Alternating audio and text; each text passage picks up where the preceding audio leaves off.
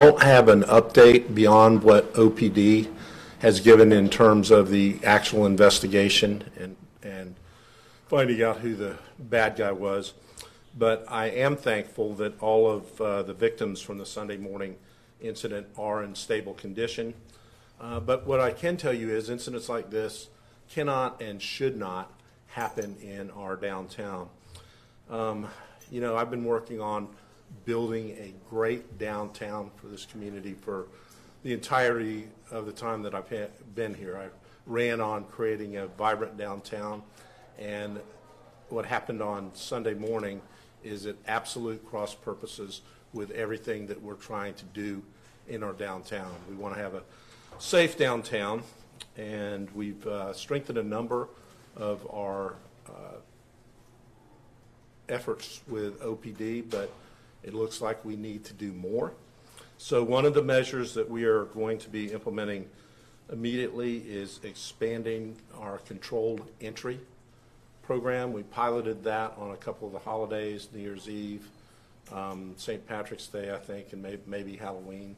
But that means there would be access points that to get into the downtown area, you would have to come through those access areas. We would have, in all likelihood, dogs there and have the ability to detect weapons. We're going to try to have that up and running for this coming weekend. Staff is currently working on the logistics of getting that done. We're hopeful that that will be a good step. What we're seeing occurring in our downtown is that there are people that are coming and simply lingering and creating a festival-like atmosphere, not even going into the bars, and a lot of them are not accessing downtown until after 1 o'clock. And of course, we have the push to get people out of downtown starting at 2. So there's a mix of these interlopers with people that are coming out of the bars, and most of the incidents that we've have occurred after 1 o'clock, and most of them after 2 o'clock. With that, I'd be glad to take any questions. Questions? Can you talk a little bit about the downtown safety grant, how that's been going? Have many businesses taken advantage of that? I think we have maybe more than 15 businesses that are going through the process, and I think most of them relate to having cameras inside their locations. I don't know that we have completely processed any yet, but I know there's a good interest in that. What will the access points look like? You said dogs. Will there be metal detectors? How many do you know? And where will they be? We're looking at 6, and give us a couple days to have the exact locations, but I anticipate they'll be the same locations that we had for the other holiday events. They'll be manned with OPD or security of some form. We'll probably have police dogs there as well, and it will hopefully be a deterrent to those that want to come into downtown to do bad things and not for a good purpose. If they have a concealed weapons permit, they're allowed to carry a gun. If they don't have a concealed weapons permit and we detect that they have a weapon, then they're illegally carrying a weapon and we can seize that. And can you tell me there's no price, you can't put a price on safety, but can you talk a little about will there be any cost to the taxpayers for this? Most of the funding that we're using for enhanced safety measures, well, all of it's coming out of the CRA. So that is money that is targeted specifically for improving our downtown area, so it's an appropriate use. If you could talk maybe as much in depth as possible about the weapons detection systems. I know you can't go into specifics about it, but I know there were some temporary signs out there this past weekend. Just for the people who aren't familiar with the setup downtown, what does that look like? And as much as you can talk about the logistics of that weapons detection. So you can only, subject would have to voluntarily agree to a weapons check unless you can detect it visibly or with another means. So we're going to stay within the state law. I mean, if I could make it a weapons-free zone, I would do that, but you know that the state legislature has taken the ability of cities to be able to regulate where guns can be taken into. So if I had the ability to say that downtown would be a gun-free zone, I would do that tomorrow, but I simply don't have that ability.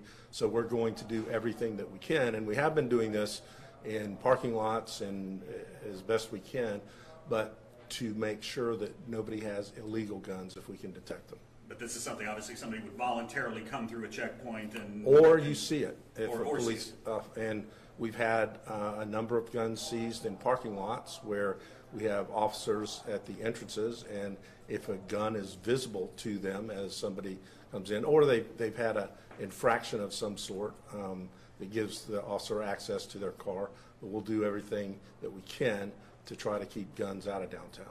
When you plan to implement this control gun? Say that again, please. When you plan to start this program? We're hoping to start this coming Friday, so we'll be doing the program on Fridays and Saturdays. Those are the days that we have most of the visitors in to downtown. If we don't make it for this weekend, then it'll start the next weekend. How much do you think it will actually help if you're relying on officers seeing it, and how well has it worked in the past? Because I know it's been used at big events. So we have used this, I think, 3 times at some of the holiday events, and those have all been safe and secure. So at least the pilots, let's call them that, have worked very well. So we're hopeful that that will work as well. I don't know the exact cost on this, but again, it'll be borne by the CRA.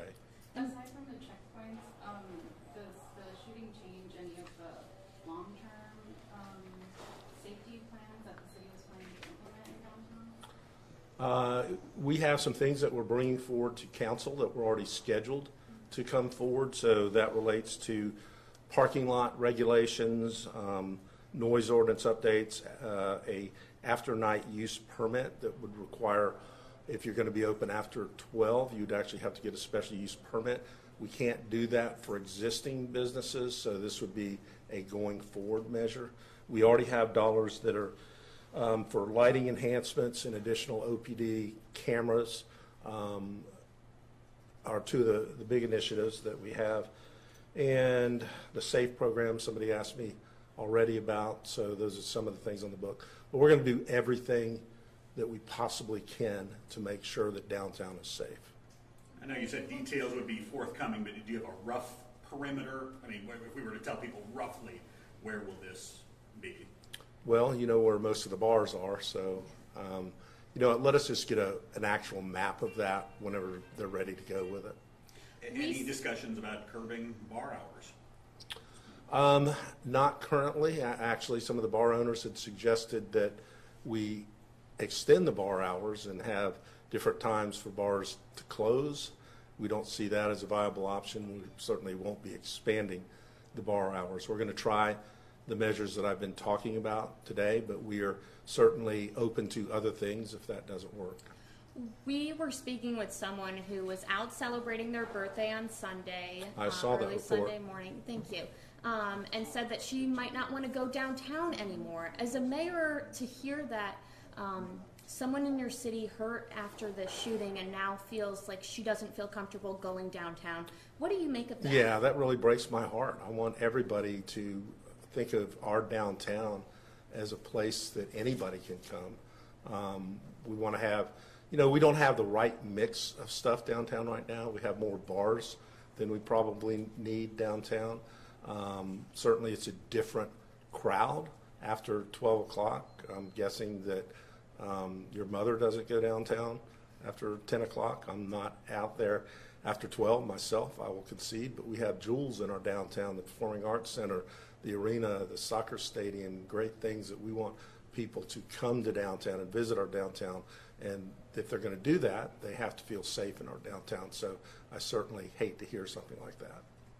If this is a voluntary measure going through these access points and being scanned? No, it's not voluntary to go through the access. Well, it's voluntary. If you don't want to go through the access point, then you're not coming downtown. So it's the weapons screening that's voluntary? Yes. Is there any measures that will be in place to put pressure on people to encourage them to go through that? Well, I think if there are people that are carrying weapons and intending to come downtown, they will certainly think twice about that before they do so.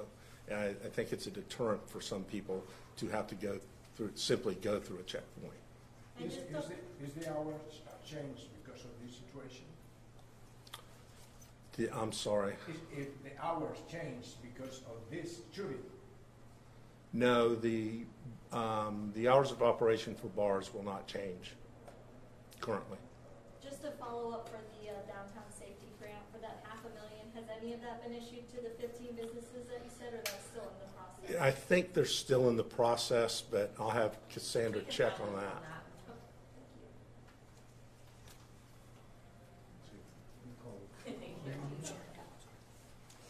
Obviously, I thought I had an informal light day today based on my dress, but I think having the downtown shirt kind of fits with the message. Do you think it's going to come to the point where all access is downtown, you're going to have to walk through a metal detector? Because it obviously seems like doing this will help and help some, but you can't stop it all. So here's what we're going to do is what I talked about today, and we're always going to be open to something different if we need to do something different, but I'm not going to speculate on things that we haven't talked about.